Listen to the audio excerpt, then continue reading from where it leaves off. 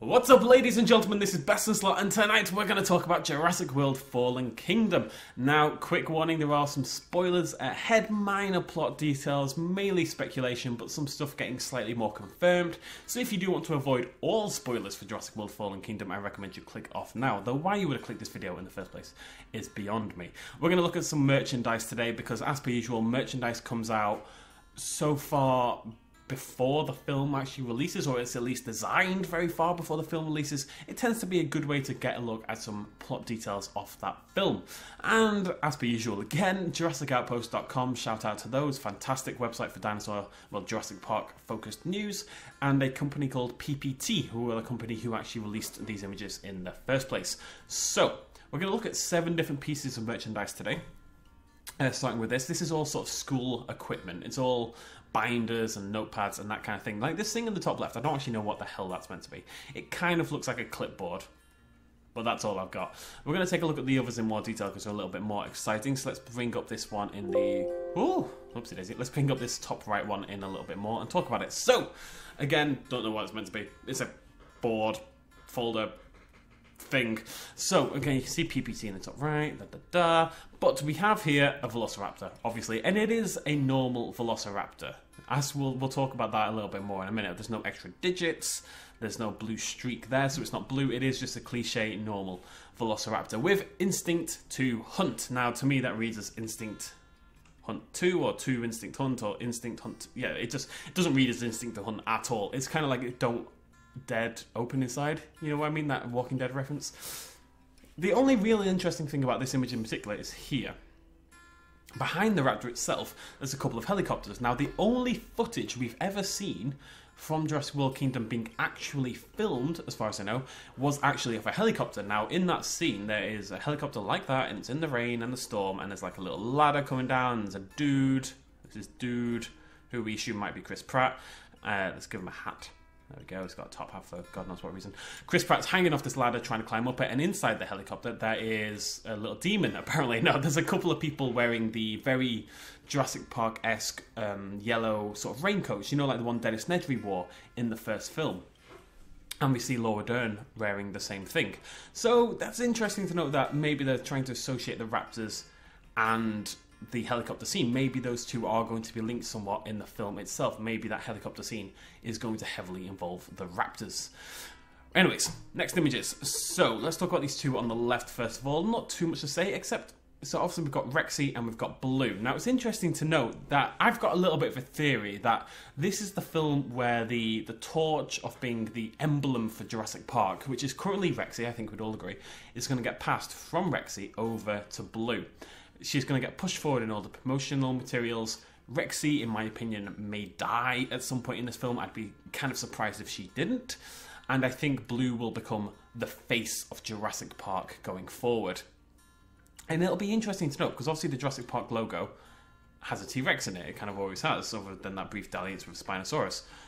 So it'll be interesting to see. I think the third Jurassic World film could potentially have a little raptor there instead, but we'll see what happens. It's also interesting to note over here on the binder of the left-hand side one, we have what looks to be a bizarrely coloured Mosasaurus. Now, we know there's at least rumours of a submarine attack scene in Jurassic World Fallen Kingdom that's going to involve the Mosasaurus. Maybe the fact that she's put on the binder, for a start, it means the Mosasaurus is probably in the film. It would be surprising if the Mosasaurus didn't make it in.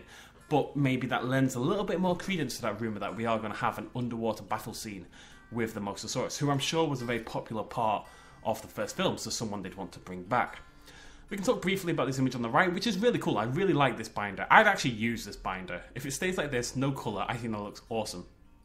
But as soon as I saw it, I recognised the style. If you look at this poster, this is a poster by a company called Mondo, who do fantastic custom design posters for pop culture films, and it's eerily similar. I think like, what else can you say? Now, I don't know if they consulted with the designer and worked with them, or if it's such a obvious kind of image to go for in the first place that it wasn't really necessary. You know, the designer of this on the right hand side, maybe they just came up with it themselves.